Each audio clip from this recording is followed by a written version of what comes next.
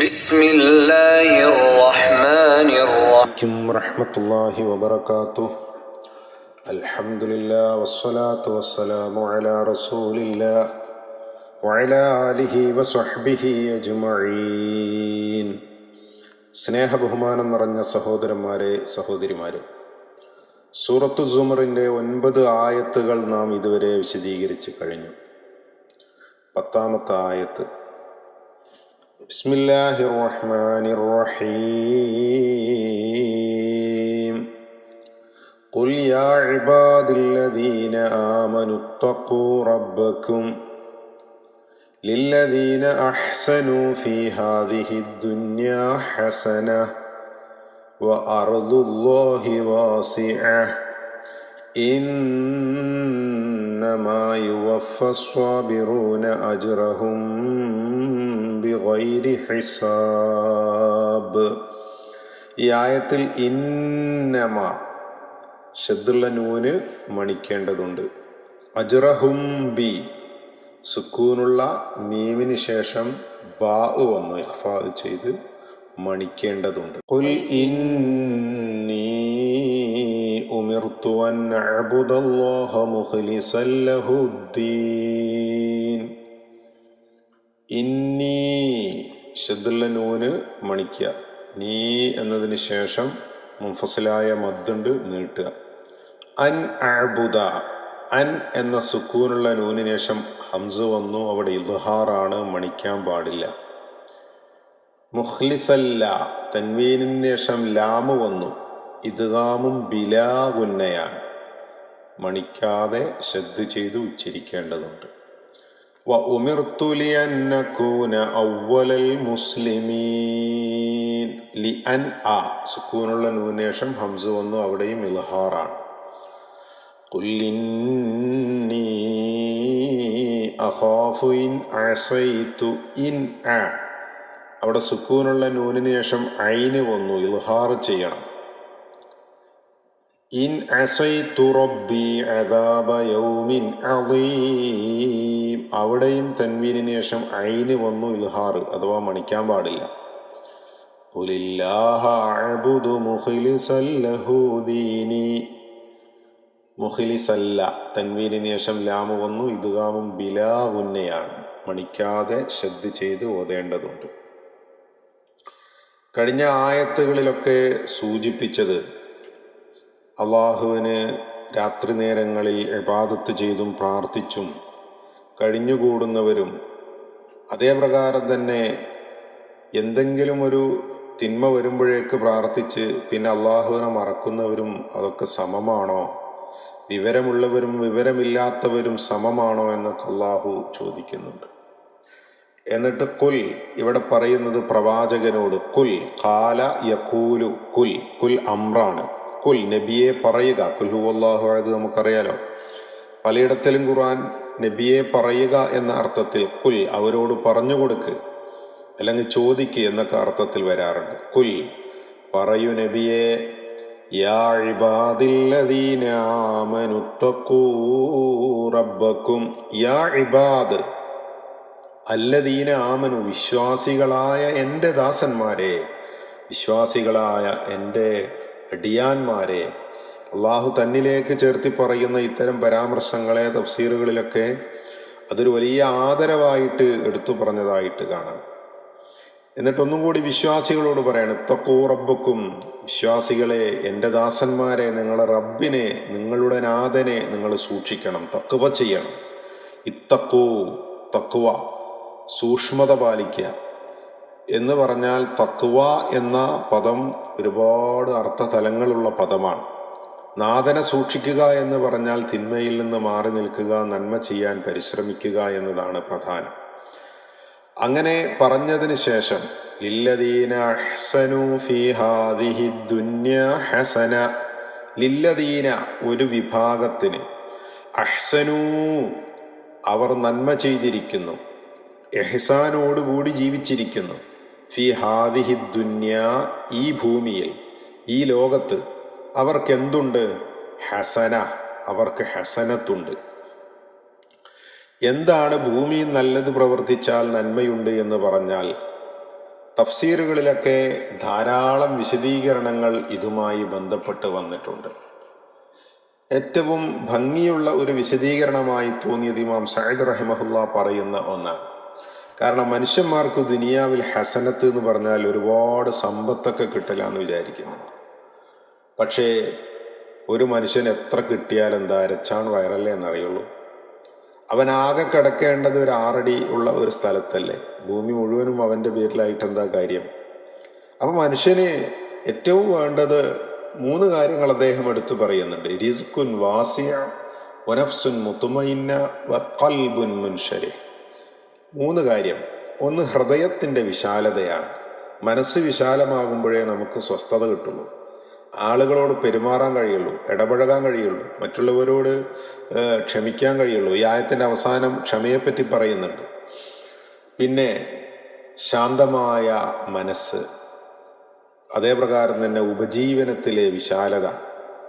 ഈ 3ഉം ഉണ്ടാവുക എന്നതാണ് ഭൂമിയിലെ നന്മ എന്നാണ്. നമ്മൾ അള്ളാഹുവിനോട് ഭൂമിയിൽ ഹസനത്ത് ചോദിക്കുന്നുണ്ടല്ലോ. യഥാർത്ഥത്തിൽ ഇതാണ് ഒരു മനുഷ്യന് വേണ്ടത്. ജീവിതത്തിൽ അതുണ്ടെങ്കിൽ തന്നെ വലിയ ഭാഗ്യമാണ്. മനസ്സമാധാനം ഉണ്ടാകുക, അത്യാവശ്യം ജീവിക്കുവാനുള്ള ജീവിത വിഭവങ്ങൾ ഉണ്ടാകുക, മറ്റുള്ളവരെ ഉൾക്കൊള്ളാനുള്ള മനസ്സുണ്ടാവുക. ഇതൊക്കെയാണ് ഒരു മനുഷ്യൻ്റെ ഒരു നന്മ എന്ന് പറയുന്നത്. ഏതായിരുന്നാലും അത് ഭൂമിയിൽ അള്ളാഹു നൽകുമെന്നാണ്. എന്നിട്ട് അള്ളാഹു പറയാണ്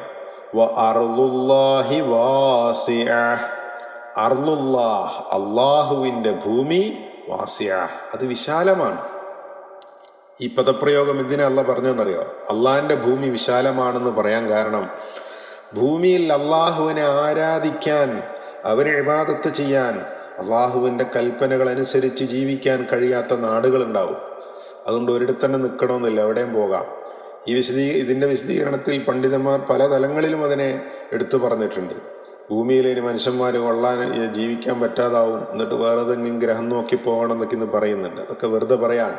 ഭൂമി ഇപ്പോഴും ഒഴിഞ്ഞു കിടക്കുന്ന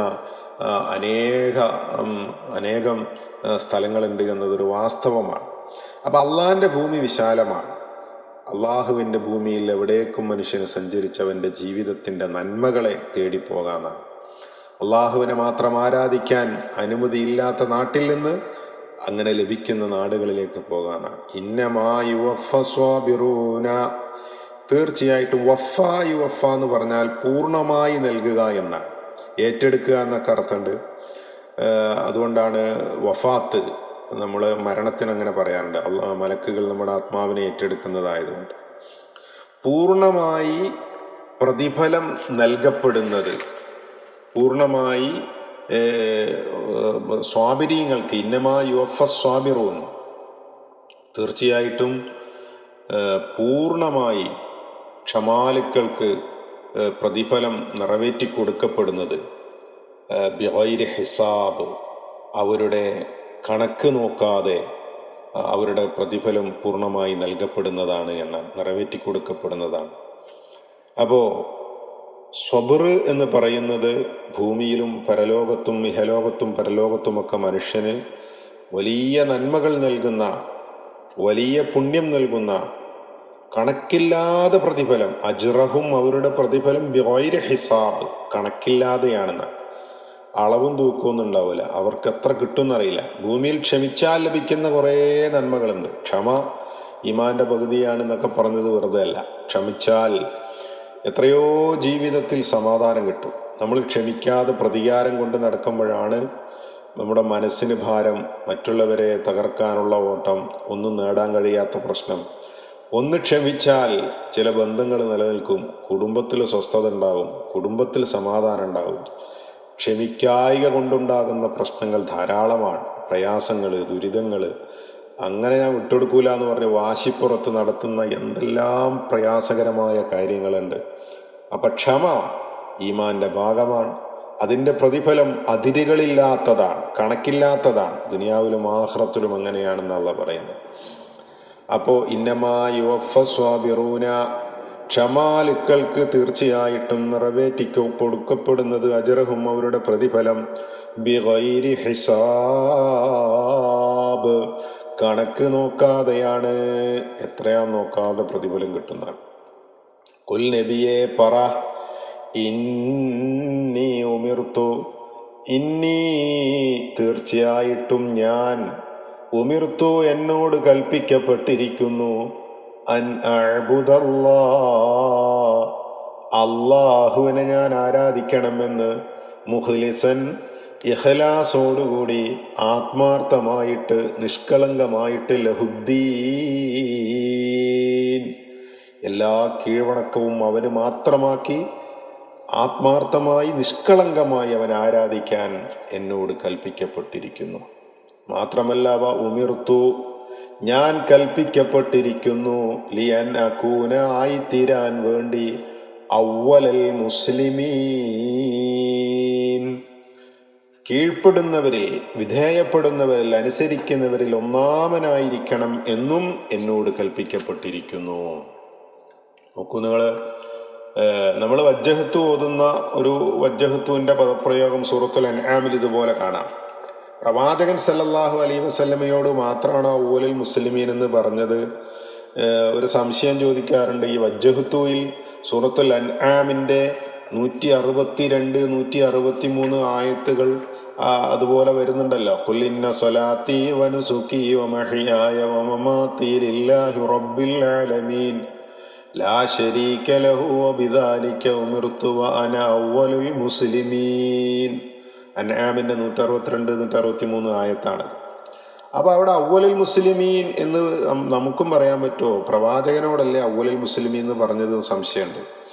അതിന് പണ്ഡിതന്മാർ പല തലങ്ങളിൽ അർത്ഥം പറഞ്ഞിട്ടുണ്ട്, അതിന് വിശദീകരണം നൽകിയിട്ടുണ്ട്. ഇതിലേറ്റവും പ്രധാനം, നമ്മൾ സാധാരണ വജ്ജഹത്തൂല് അനമിനൽ മുസ്ലിമീൻ എന്നാണ് ചൊല്ലാറുള്ളത്. അത് ഹദീസിൽ വന്നതുമാണ്. ഇമാം മുസ്ലിം ഉദ്ധരിച്ച ഹദീസിൽ കാണാം, നബി സല്ലല്ലാഹു അലൈഹി വസല്ലം ഇദാ ഖാമ ഇല സ്വലാത്തി നിസ്കാരത്തിന് നിന്നാൽ അവിടുന്ന് വജ്ജഹത്തു വജ്ഹിയ ലില്ലദീ ഫത്തറസ് സമാവാതി വൽ അർള ഹനീഫൻ വമാ അന മിനൽ മുശ്രിക്കീൻ ഇന്ന സ്വലാത്തി വനുസുകി വമഹ്യായ വമമാതി ലില്ലാഹി റബ്ബിൽ ആലമീൻ ലാ ശരീക ലഹു വബിദാലിക ഉമിർതു വഅന മിനൽ മുസ്ലിമീൻ اللهم أنت الملك لا إله إلا أنت ربي وأنا أعبدك ظلمت نفسي واعترفت بذنبي فاغفر لي ذنوبي جميعا. എന്നിങ്ങനെ ഇഫ്തിതാഹിൻ്റെ ദുആ വജ്ജഹ്തുവിന് ശേഷമുള്ള ആ പ്രാർത്ഥന അങ്ങനെ നീണ്ടുപോകുന്നത് കാണാം. അപ്പോൾ സാധാരണ നമ്മൾ ചൊല്ലുന്ന ഈ പ്രാർത്ഥന ഹദീസിൽ വന്നതാണ്. അതിനിടക്കാണ് വാൻ അവ്വലുൽ മുസ്ലിമീൻ എന്ന് പറയാൻ പറ്റുമോ എന്നുള്ള ചോദ്യം ചിലർ ചോദിക്കുന്നത്. ആ അവ്വലുൽ മുസ്ലിമീൻ എന്നതിൻ്റെ അർത്ഥം അള്ളാഹുവിലേക്ക് ഇബാദത്തിന് മുന്നിട്ടിറങ്ങുന്ന എന്ന് പറഞ്ഞാൽ അലാ മഅന അൽ മുസാരിഅ ഫി ഇംതിസാലി ലിമാ അമറ ബിഹി, അള്ളാഹുവിൻ്റെ കൽപ്പനകളിലേക്ക് ആദ്യം ഓടിയെത്തുന്ന ആൾ എന്നുള്ള നിലക്ക് ആ പദപ്രയോഗത്തോടുകൂടി നമുക്കത് പറയുന്നതിന് യാതൊരു തടസ്സമില്ല എന്നാണ്. അപ്പം അങ്ങനെയും പറയാം. അങ്ങനെയും പ്രവാചകൻ സല്ലല്ലാഹു അലൈഹി വസല്ലമ നിസ്കാരത്തിൽ വജ്ജഹത്തുവിന് ശേഷം വജ്ജഹത്തുവിൻ്റെ ആ പദപ്രയോഗം ഈ ആയത്തിൽ പറഞ്ഞതുപോലെ അവ്വലുൽ മുസ്ലിമീൻ എന്ന രൂപത്തിൽ പറഞ്ഞതായിട്ട് കാണാം. അതുകൊണ്ട് തകരാറൊന്നുമില്ല, അങ്ങനെയും ചൊല്ലാം എന്നാണ് നമ്മൾ അതിൽ നിന്ന് മനസ്സിലാക്കേണ്ടത്. അപ്പം ഇവിടെ എന്നോട് അള്ളാഹു കൽപ്പിച്ചിരിക്കുന്നു, ഞാൻ അള്ളാഹുവിന് കീഴ്പ്പെടുന്നവരിൽ ഒന്നാമനായി തീരണമെന്ന്, അവ്വലുൽ മുസ്ലിമീനാകണമെന്ന്. അപ്പോൾ നമ്മളൊക്കെ അവ്വലുൽ മുസ്ലിമീനുകളാകണം എന്നത് തന്നെയാണ് അള്ളാഹുവിൻ്റെ കൽപ്പന. അതുകൊണ്ടാണ് അങ്ങനെ പറയാം എന്ന് പറഞ്ഞത്.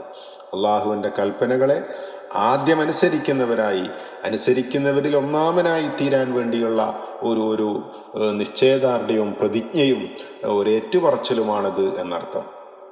കുൽ നബിയെ പറയുക, ഇന്നി തീർച്ചയായിട്ടും ഞാൻ, അഖാഫു ഞാൻ ഭയപ്പെടുന്നു, ഖൗഫ് ഭയം, അഖാഫു ഞാൻ ഭയപ്പെടുന്നു, ഇൻ അസൈതു ഞാൻ എതിര് കാണിക്കുകയാണ് എങ്കിൽ, ധിക്കരിക്കുകയാണ് എങ്കിൽ, റബ്ബി എൻ്റെ രക്ഷിതാവിനെ ഞാൻ ധിക്കരിക്കുകയാണ് എങ്കിൽ, അസ്വാ ധിക്കാരം അല്ലെങ്കിൽ എതിര് കാണിക്കുക, ദോഷം ചെയ്യുക എന്നൊക്കെയാണ്. അദാബ യൗമിൻ അദീം അങ്ങനെയാണെങ്കിൽ ഞാൻ ഭയപ്പെടുന്നത് ഭയങ്കരമായൊരു ദിവസത്തിലെ ശിക്ഷയെ ആണ്, പരലോക ശിക്ഷയെ ഞാൻ ഭയപ്പെടുന്നു എന്നാണ്. യൗമിൻ അലീം എന്നതുകൊണ്ട് ഖിയാമത്ത് നാളാണ്, അന്ത്യനാളാണ്. ആ ദിനത്തിലെ ഭയാനകമായ അദാബിനെ ഞാൻ ഭയപ്പെടുന്നു, പടച്ചോനെ ധിക്കരിച്ച് നടക്കുന്നതിൽ ഞാൻ അങ്ങനെ ഭയപ്പെടുന്നു എന്ന് പറ നബിയെ. കുലില്ലാഹ കുൽ പറയുക, അല്ലാഹുവിനെ, അഅ്ബുദു മുഖ്ലിസൻ ലഹു ദീനി അല്ലാഹുവിനെയാണ് ഞാൻ ആരാധിക്കുന്നത്, പൂർണ്ണമായും ഇഖ്ലാസോടുകൂടി എൻ്റെ എല്ലാ കീഴ്വണക്കവും അള്ളാഹുവിന് മാത്രമാക്കിക്കൊണ്ട്. അപ്പോൾ നമ്മുടെ ഇബാദത്തുകൾ ഇവിടെ 2 ആയത്തിൽ ആവർത്തിച്ച് പറയുന്നത് മുഖ്ലിസൻ എന്ന് പറയുന്നത് എന്തുകൊണ്ടാണെന്നറിയാം? ഇഖ്ലാസ് എന്ന് പറയുന്നത് പടച്ചോനും വേണം, പടപ്പുകളും വേണം, പടച്ചോനോടും ആകാം, പടപ്പുകളോടും ആകാം എന്ന ആ ഒരു നിലപാട് ഒരിക്കലും ഇസ്ലാം അംഗീകരിക്കുന്നില്ല. ഇബാദത്തുകളും പ്രാർത്ഥനകളും നേർച്ചകളൊക്കെ അള്ളാഹ്ക്ക് മാത്രമാക്കി തീർക്കണമെന്നാണ്. അതുകൊണ്ടാണ് ഇഖ്ലാസ് വളരെ പ്രധാനമായി എടുത്തു പറയുന്നത്. അള്ളാഹുവിനെ മാത്രം കീഴ്വണക്കമാക്കിക്കൊണ്ട് നിഷ്കളങ്കമാക്കിക്കൊണ്ട് എന്ന് ആവർത്തിച്ച് പറയുന്നത് എന്നാണ്. അപ്പോൾ അള്ളാഹുവിന് മാത്രം അർഹതപ്പെട്ട ഒരു കാര്യങ്ങളിലും അല്ലാത്തവരെ പങ്കുചേർക്കാൻ പാടില്ല. അഖ്ലസ യുഖ്ലിസു എന്നതാണ് ഇഖ്ലാസ്. നമ്മൾ ഇഖ്ലാസ് എന്താണെന്ന് പറഞ്ഞാൽ എന്താ? നിഷ്കളങ്കമാവുക, മറ്റൊന്നും അതിൽ ചേരാതിരിക്കുക എന്നൊക്കെയാണ് അതിൻ്റെ അർത്ഥം. പൂർണ്ണമായും അള്ളാഹുവിന് മാത്രമാക്കി തീർക്കുക എന്നതാണ് ഇഖ്ലാസ് എന്നതുകൊണ്ട് ഉദ്ദേശിക്കുന്നത്. അള്ളാഹു സുബ്ഹാനഹു വ തആല അവന് ഇഖ്ലാസോടുകൂടി മുഖ്ലിസായി അവന് മാത്രം എല്ലാ ഇബാദത്തുകളും അർപ്പിക്കുന്ന മുത്തഖീങ്ങളിലും മുഅ്മിനീങ്ങളിലും നമ്മെ ഏവരെയും ഉൾപ്പെടുത്തി അനുഗ്രഹിക്കുമാറാകട്ടെ.